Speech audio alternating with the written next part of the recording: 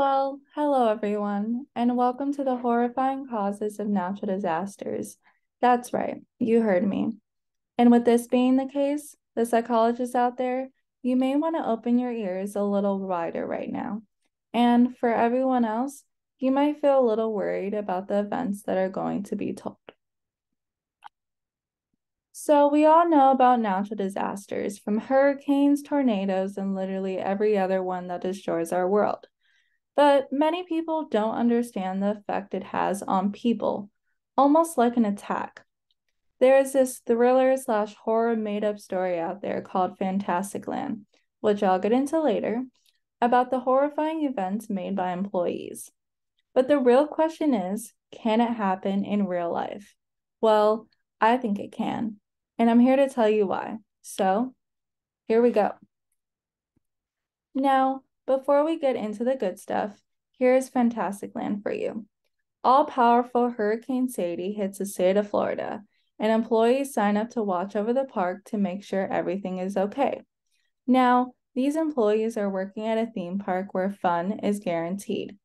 But for a few weeks, they turn into monsters by committing terrifying acts for basically anything that would keep them alive. So, you're probably thinking that I'm crazy, that something from a fiction book will happen in real life. Well, these two reasons may change your opinion about me. Number one being natural disasters causing psychological impacts on people, and not just adults, but children too. And number two, bad decision-making caused by mental health issues. In our world today, there are many people who get directly impacted from natural disasters and have many emotional reactions towards what just happened. This could be the day of or even 2 years later. If you don't believe me, search it up. Just ask Google, how do natural disasters impact people's mental health? And there are probably going to be 20 links trying to tell you, pick me, pick me. There was this study by 5 PhD graduates in mental health about Hurricane Katrina survivors, specifically families, to prove a point of how the reoccurrence of natural disasters affects children's and adolescents' mental health, and they were able to prove it. The data they provided, I was in shock. But anyways, unfortunately, like I said, this could happen to anyone. But once mental health conditions come in the story, decision-making may be a little wonky. For those having to face mental health challenges every day, their decision-making may be affected. For instance, people who have PTSD or ADHD, indecisiveness may be a symptom, or understanding what path to take. I took this psychology class my senior year of high school, and I learned about this sociocultural perspective of psychology, and it's basically emotional distress caused by factors in our society. The reason why I brought this up is because the actions we make in life could be based off the society or environment we live in. I bet you the actions made by a country boy is totally different than a city boy. Never thought about that, huh? You're probably thinking how this relates to the horrifying events in Fantasticland happening in the real world. So, let me explain. I'm going to use Disneyland as an example since I live in California.